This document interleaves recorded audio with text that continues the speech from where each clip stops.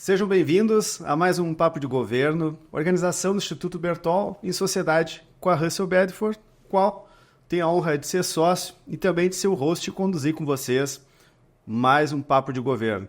Pessoal, como diz o nome, Papo de Governo, eleições, acabou aí de passar o primeiro turno e o convidado de hoje muito especial, em especial para a região sul do país, pela relevância que teve, né, por ser aí o vereador mais votado da região sul do país, né? Então, Paraná, Santa Catarina e Porto Alegre, Gessé Sangali, obrigado por ter vindo. Eu sei que a tua agenda te acompanho muito, inclusive na TV aberta, né? Não, antes era mais na internet, mas agora a TV aberta, não importa se é Globo, se é SBT, se é Record, né? Então tá em todas aí. Obrigado por conseguir conciliar e vir nos visitar.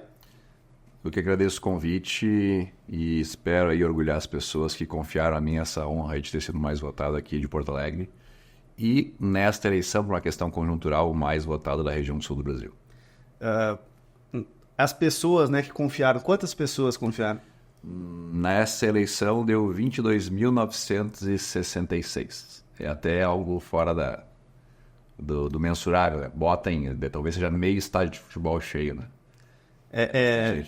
A gente tem alguns conhecidos, inclusive, em comum, e no interior fizeram algumas votações, como no caso aí, 300 votos, que para o interior é uma votação expressiva, e eu fico pensando, me colocando no lugar daquele candidato, nossa, 300 pessoas confiaram em ti, né?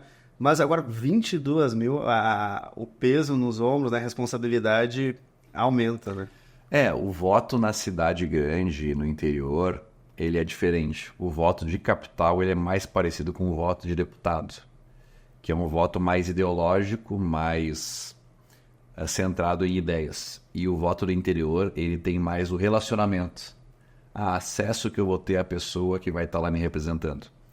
Então, eu costumo dizer que o voto do interior para vereador, ele é mais difícil, porque como se fosse o mercado eleitoral, ele é mais estreito.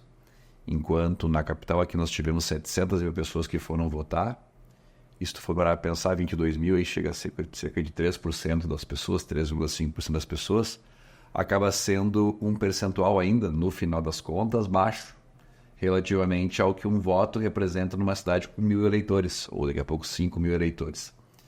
Então, são diferentes as disputas. Eu sei porque eu converso com algumas pessoas do interior e eles falam... Mas, por outros lados, a opção, porque é muito mais candidato também. Sim. Então, na verdade, aqui em Porto Alegre, ou numa campanha de deputado, o voto ele é muito mais centrado em ideias e o impacto que tu tem sobre as pessoas, ele é muito mais do ponto de vista de relevância do marketing eleitoral. Eu não conheço as pessoas que votaram em mim. Já alguém que vota no interior, ele talvez tenha sido colega de infância, amigo pessoal da pessoa que ele está votando. Então é um jogo completamente diferente. E até é até engraçado quando tu conversa com vereadores do interior, que eles falam que o voto ele é disputado meio que no tapa, assim, tipo, de manhã o cara vai lá, coloca a bandeira do PDT na frente de casa. Daí o amigo dele que tinha conseguido o voto, pô, cara, mas tu falou que ia votar em mim. O cara vai lá, conversa com o cara, e daí tira a bandeira do PDT e bota a bandeira do PL. E até quando vê no dia seguinte, papo, tu me falou que tu ia votar em mim. Daí fica aquela coisa, parece o episódio do Pica-Pau, né? Sobe a bandeira, desce a bandeira, desce a bandeira, sobe a bandeira. Fica nessa coisa assim.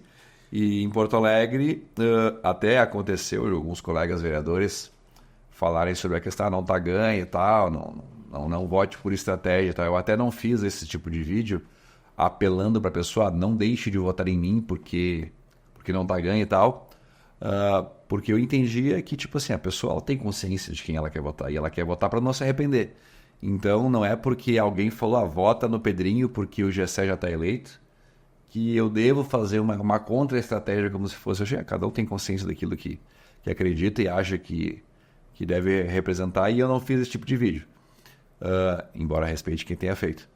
E acabou que fui eleito o mais votado de Porto Alegre nessa eleição. Eu tinha convicção de que seria o mais votado. Por quê? Porque quando eu perdi para deputado, eu entrei num momento de meditação, de filosofar e tal, de saber o que eu tinha errado, o que eu tinha feito que não tinha convencido as pessoas daquilo que eu era. E eu não mudei quem eu era. Mas a maneira como eu me comuniquei e eu transmiti essa informação durante os 2 anos após a eleição e durante o período eleitoral gerou nas pessoas a confiança que eu deveria ter tido em 2022. Então, eu tinha a convicção de que eu seria o mais votado, embora não dissesse isso de maneira pública. Mas por que eu tinha convicção? Pela coerência dos valores que eu defendi ao longo dos últimos anos, pela maneira clara que eu tinha demonstrado para as pessoas os meus valores, e as pessoas que votaram em mim, eu acredito, que enxergaram essa confiança. E daí é mais fácil tu votar e tu fazer campanha para alguém que tu tem uma convicção de que vale a pena confiar, do que em alguém que, embora defenda os valores, as pessoas, às vezes, por informações contraditórias, talvez pelo partido que eu estava antes, achassem, mas até gostaria de votar em ti, mas no teu partido eu não sei se tu vai ter a liberdade de fazer aquilo que tu está falando. Então foram como se fosse um conjunto de fatores que se somaram que me davam essa segurança. Mas é óbvio, eu só tinha meu voto. E depois, à medida que a campanha foi acontecendo, foram 52 dias de campanha, na verdade 51 dias de campanha, eu estava extremamente tenso no início, e à medida que todos os dias eu acordava cedo, dormia tarde, as equipes trabalhação, as coisas iam acontecendo, melhor e que no alcance. É como se fosse, eu tinha 100% de expectativa e 0% de certeza. E à medida que o trabalho foi indo, a expectativa foi diminuindo e a certeza foi aumentando. E quando chegou no meio da campanha, eu sabia, beleza. Até eu falava isso nos grupos. Cara, estamos ganhando de 3-0 nos 20 minutos do segundo tempo. Tá bom, né? Mas não dá pra ratear, né? Não dá pra você jogar nas cordas, achar que já tá ganho.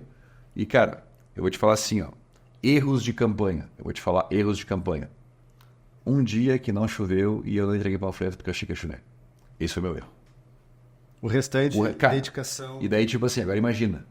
Qualquer pessoa queria não ter cometido os não erros que eu cometi. Que eu não cometi, né? Os erros que eu não cometi. Enfim, entendeu? Porque As pessoas queriam que tivessem tido como se fosse as decisões que nós tomamos no momento que nós tomamos para fazer as coisas no momento que nós fizemos.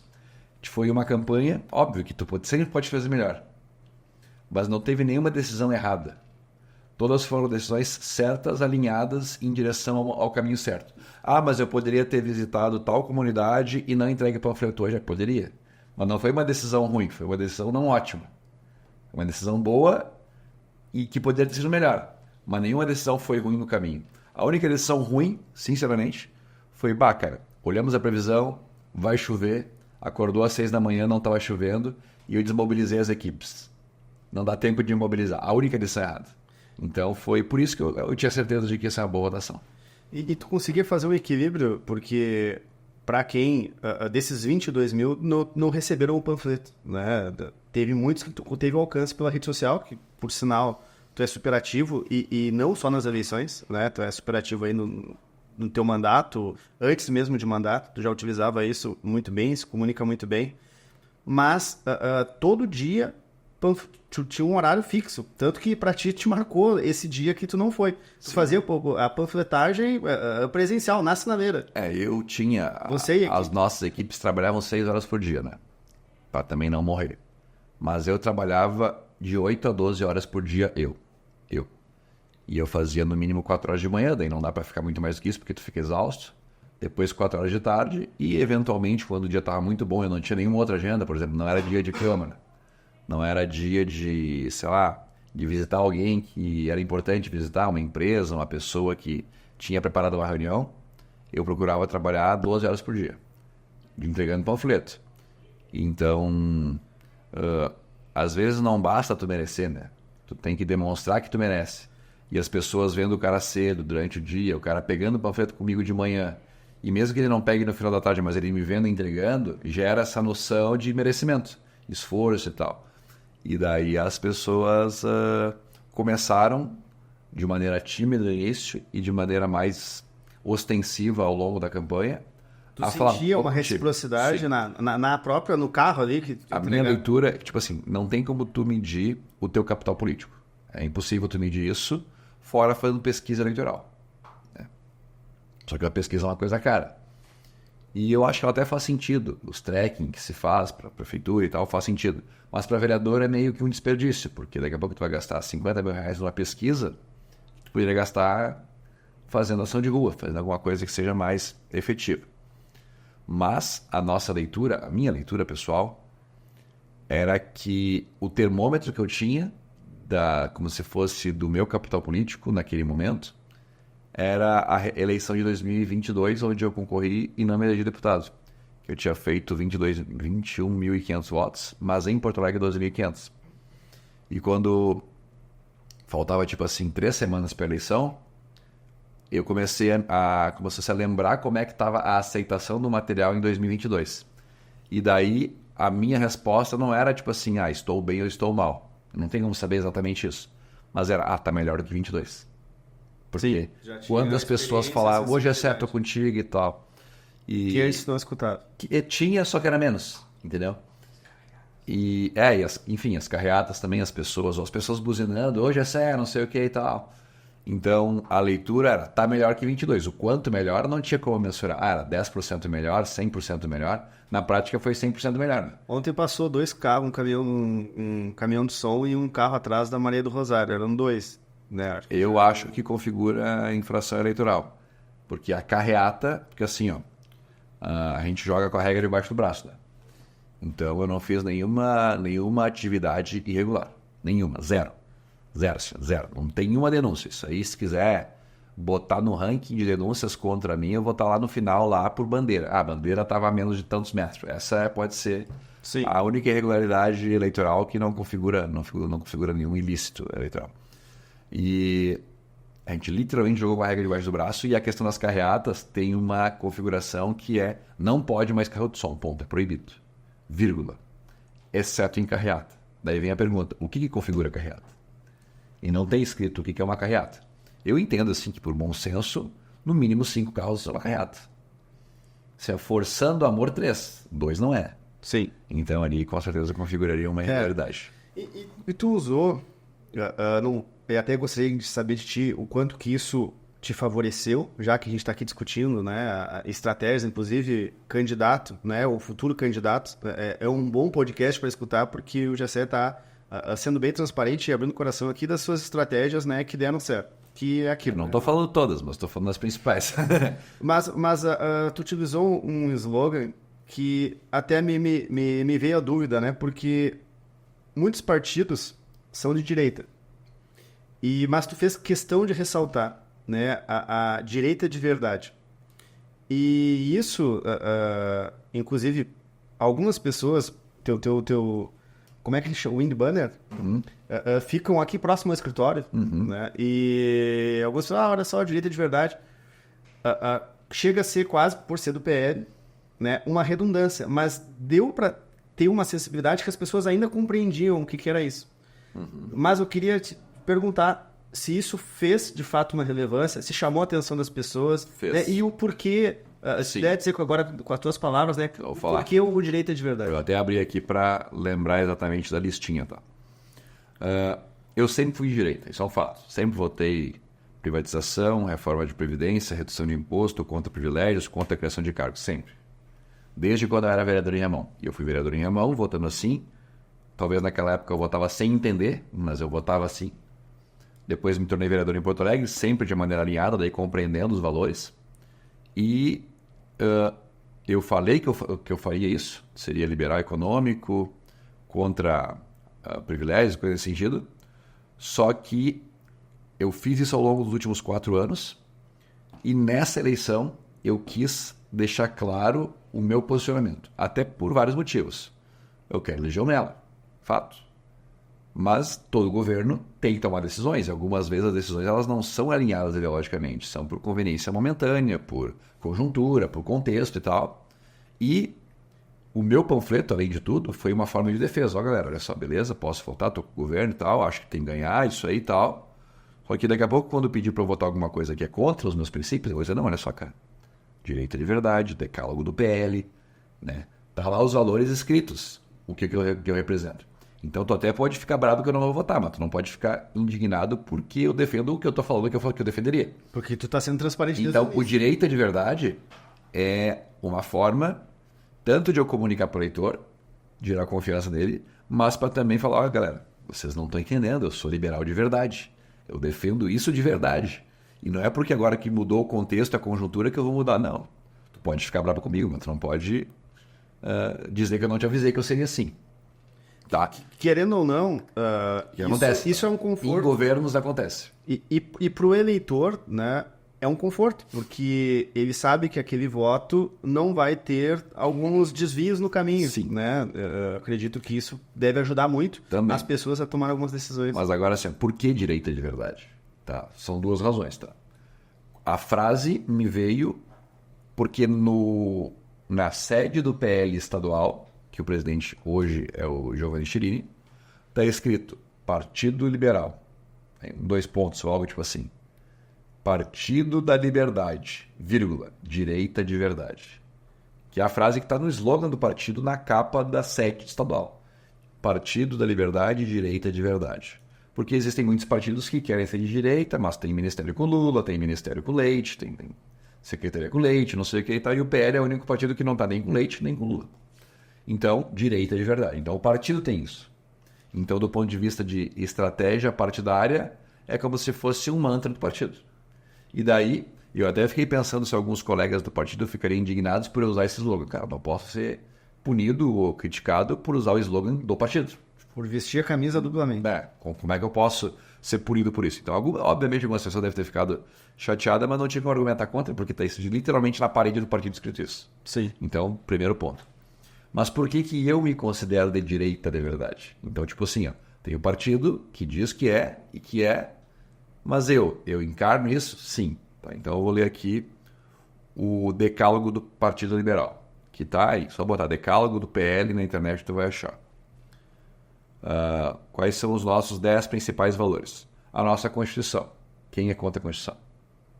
Tu pode discordar em algum ponto, ninguém é contra a Constituição. Então tá, bate. Família, como um princípio, um valor universal das pessoas que acreditam nesses... Concordo. A vida desde a concepção. Para mim é isso aí. Tranquilo, é isso aí. Liberdade de expressão. Defendo, já sofri por conta da falta de liberdade de expressão. Legítimo direito à defesa. Porte e uso de armas para se defender. Concordo. Até fui IAT da Polícia Federal, vinculado. Diminuição da carga tributária. Sou isso aí, sempre votei contra imposto, já extingui taxa em Porto Alegre. Liberdade econômica. Liberdade de contratos. Show de bola, concordo. Agroindústria. Show de bola. Combate às drogas. Cara, eu bato 10 gaivotas. Tem 10 aqui, eu bato as 10. Então, eu defendo as 10 pautas da direita de verdade, do Partido Liberal. Então, eu sou direita de verdade. Entendeu? E daí respondi isso aí. Agora, o que seria a direita não verdadeira? Que você tem a direita de verdade, tem a direita que não é de verdade. Sim, se tu fez questão de destacar, é porque provavelmente... É que no passado, e alguns vereadores que não foram eleitos, especialmente, se diziam de direita. Só que eles vêm de uma época da direita que a direita não tinha esses valores. Basicamente, ser de direita era ou ser militarista, pura e simplesmente, independente se tu fazia um militarismo sindical ou um policial, defesa da polícia de maneira sindical e não ideológica por liberdade e segurança, ou que tu era puramente conservador, mas independente disso votava aumento de imposto, sim, ou que tu defendia uma categoria por exemplo, policial federal, mas não necessariamente tu defendia a liberdade do cidadão. Então, hoje, a direita ela é muito mais do que uma pauta ou 2 pautas isoladas que eram tidas como anti-esquerda. Então, a direita de verdade é a defesa dos valores do decálogo do PL, que pode ter outros, inclusive, além disso, mas principalmente isso, e não ser um refém sindical de algumas pautas exclusivas. Então, direita de verdade era meio que a tradução disso. E daí, talvez, justamente por eu ter várias pautas, tenha tido mais abrangência. Mas não foi a intenção dizer isso. Eu sou direita de verdade porque eu defendo essas pautas há muito tempo e acredito nelas há muito tempo, e as pessoas identificaram em mim alguém que de fato representava esses valores. Então, a lógica do direita de verdade foi isso: defender todas as pautas da direita, não somente aquelas que eram convenientes eleitoralmente. Sim. Indo pro oposto agora. Como que você, que também, né, por vivenciar a política, fazer política, visualiza o que aconteceu nessas eleições com a esquerda, né? A gente vê ali as prefeituras a nível nacional, né? Aqui no Rio Grande, aqui em Porto Alegre, inclusive, né, depois falar, você já declarou, né? Eu vi, inclusive, o Melo adesivando, teve o prefeito adesivando teu carro, né? Muito legal, muito simbólico isso. E também aqui em Porto Alegre a gente vê que está toda a esquerda, e assim teve no primeiro turno também, né, junta. Claro, o PDT, centro-esquerda, agora está oficialmente, apesar de que o governador, pelo que eu vi, né, ali se separaram. Mas aqui em Porto Alegre está toda a esquerda junta. E, pelo que tu indica pelas pesquisas, né, não deve se consagrar, né, eleita. E a nível nacional, unida ou não, a gente vê que mesmo teve uma redução expressiva do que eram antes, né? O PL, inclusive, expressivo, crescimento, né? PP, talvez por municípios menores, que teve uma eleição contundente, mas se for pegar número de votos, o PL destacou muito, e por outro lado, o PT parece que cada vez mais fraco. O que tu acha, né? Na tua opinião, acha não, né? Tu tem uma opinião. Na tua opinião, o que fez com que a gente mudasse tanto de alguns anos para cá, sendo que há 2 anos elegemos, né, um presidente do PT, que no caso, nosso atual presidente Lula? Sim, tem uma coisa que se chamam de janela de Overton, que é o espectro político.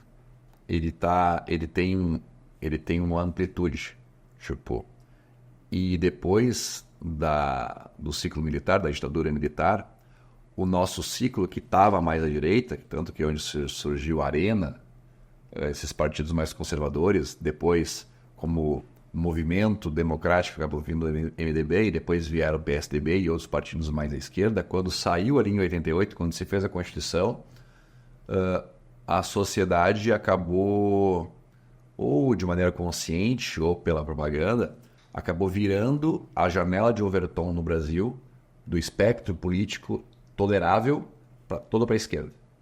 E no Brasil nós tínhamos o que eu chamo de 50 tons de comunismo. Era tanto do PCdoB, do PSB, depois veio o PSD também, mas o PT, o PSDB, o MDB, todos os partidos eram de esquerda. E os de direita, hoje nós vemos que eram de centro, que era o Partido Progressista, e algo nesse sentido. Não estou dizendo que no Partido Progressista não tenham pessoas à direita, mas o partido em si, o máximo que tu pode falar que é um centro. Talvez, assim, forçando muito em algumas regiões do Brasil, centro-direita.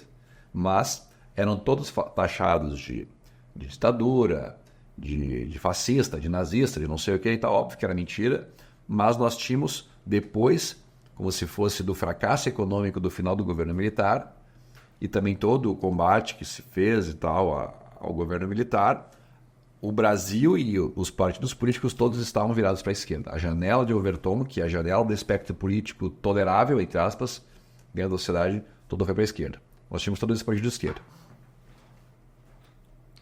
Só que, quando a esquerda, que era o anti-establishment, a esquerda, que era o antissistema, começou a governar, começou com o PT em Porto Alegre, depois governos de estado, depois lá depois o PSDB, como sendo a esquerda soft do governo federal e alguns governos estaduais.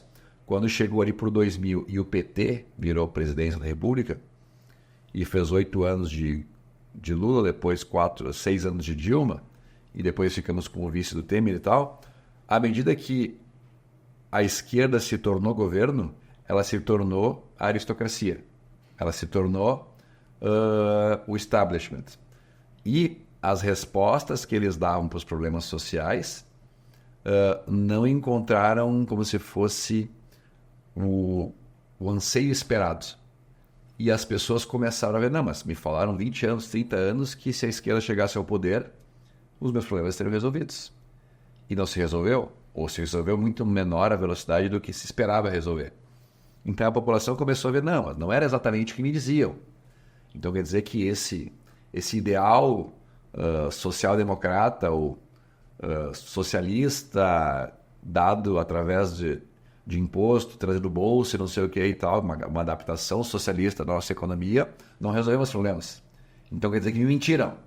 Então algumas pessoas começaram a olhar que aquilo que foi prometido pela esquerda não era uma verdade. E por outro lado, os governantes do regime de esquerda que nós tínhamos no Brasil prosperando. Lula, Dilma, toda a companheirada em cargos e tal. E daí, na verdade, se tornaram, entre aspas, aquilo que eles combatiam. E a população começou a mas me enrolaram, me mentiram, a resposta não é por aqui. E começaram aos poucos a virar os olhos na janela de Overton para um outro lado. Só que enquanto a população ia para a direita, olhando para a direita, com valores que tinham sido esquecidos, conservadorismo, liberdade econômica, liberdade de empreender, propriedade privada, trabalho e tal, não apareciam políticos que representavam isso. Então a população começou a se tensionar para o outro lado e não tinha alguém que representava esses valores. Sim. E tem aquela coisa lá do tipo, não sei quem sou, só sei do que não gosto. Sim. Eles olharam para a única pessoa que tinha como se fosse sido oposição a esse modelo, que era o Bolsonaro. 2014, 2016, 2018, o único que passou pelo mensalão sem receber dinheiro, o único que foi contra o PT sempre foi o Bolsonaro. E daí eles enxergaram na pessoa a representação dos anseios que elas viram. Pois é, a gente veio tudo para a esquerda e não deu certo. Quem está falando algo que é contra a esquerda? Esse cara. Então não existe MBL, não existe Novo, não, existia Bolsonaro. E ele começou a encarnar esse anseio de antissistema, porque agora a esquerda era o novo sistema. E daí, em 2018, deram a oportunidade dele ser presidente. Foi presidente. Toda a aristocracia socialista brasileira achava que ia dar errado. Quando veio a pandemia, ele falou, agora caiu, isso aí já era. Esse outsider aí vai cair. E o cara conseguiu manter uma coerência ideológica, conseguiu manter a economia e tal, e passou e perdeu, entre aspas, perdeu para a esquerda. Não, ele perdeu contra todo o sistema, né? Perdeu para todo o sistema e muitos questionam o quanto de fato ele perdeu e quanto não foi o peso na balança forçando tanto pelos órgãos de decisão judiciária quanto pelos meios de comunicação que, a esquerda voltou ao poder. Voltou, é um fato, o Lula está lá. Mas o quanto que a janela de Overton voltou para a esquerda? Não voltou para a esquerda. Então, eles fizeram uma força tremenda para o Lula voltar, mas o pensamento da população não mudou. Continua. E o termômetro de que isso é verdade é que o PL fez o maior número de vereadores em capitais no Brasil. Foram 96, destronando o Republicanos. E destronando o MDB, Partido Progressista e outros partidos todos.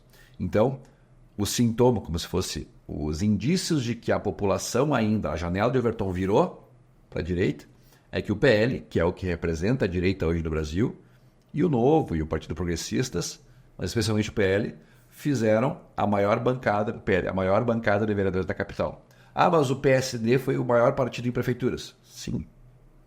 Mas em número de pessoas governadas, o PL foi o que mais teve prefeitos eleitos. E é o partido que mais tem candidatos a prefeito em segundo turno.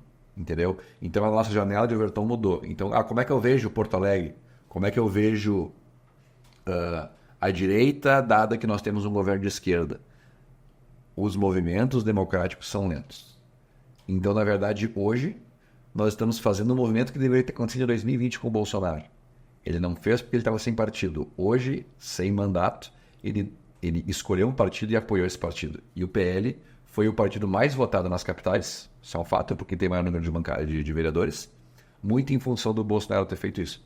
Então eu acho que 2026 vai ser um ano da direita, porque a janela de Overton mudou para a direita, e como é conviver com isso em Porto Alegre, nas capitais e tal. Eu vejo que nós vamos ganhar aqui a prefeitura com Melo, com a vice Betina, que é do PL, mas especialmente a esquerda até conseguiu fazer bastante vereadores identitários, né, como se fosse de minorias.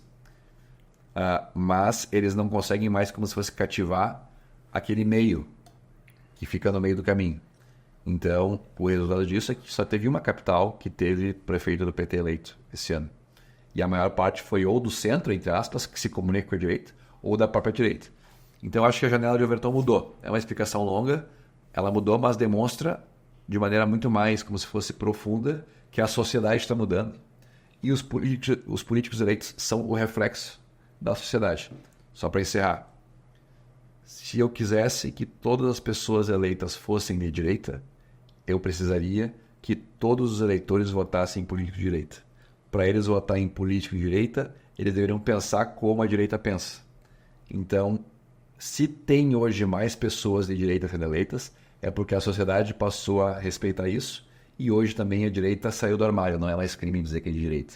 Então, eu acho que a sociedade brasileira está mudando e a eleição municipal acabou sendo como se fosse um termômetro dessa mudança. E tu acredita que, só complementando a tua fala, a internet contribuiu para trazer tudo isso a conhecimento, a informação, enfim, porque a gente tem hoje grandes redes, né, de televisão que têm os seus programas, têm seus jornais, né, que são formadores de opinião. Por outro lado, que a gente vê que não é muito favorável, inclusive desde a época do Bolsonaro, a mostrar coisas positivas, como se não tivesse coisas positivas, inclusive utilizando nomenclaturas de extrema-direita, sendo que nunca se utiliza de extrema-esquerda. E tu acredita que a internet está conseguindo confrontar isso? E até quando, né, a internet vai seguir contribuindo para isso? O que eu entendo, tá? O que eles chamam de discurso de ódio, que é a direita ter o direito a se expressar, na verdade, casaria muito bem com aquilo que a esquerda faz, né? Porque quantas vezes tu viu alguém de direita atacar de maneira a honra dos políticos de esquerda, falando que eles são fascistas, falando que eles são nazistas, falando que eles são racistas, falando que eles são misóginos? Nunca. Mas a esquerda faz isso todo dia. Então, quem tem discurso de ódio na democracia hoje é a extrema-esquerda, que tenta criminalizar a política daqueles que não são deles. Isso é um fato.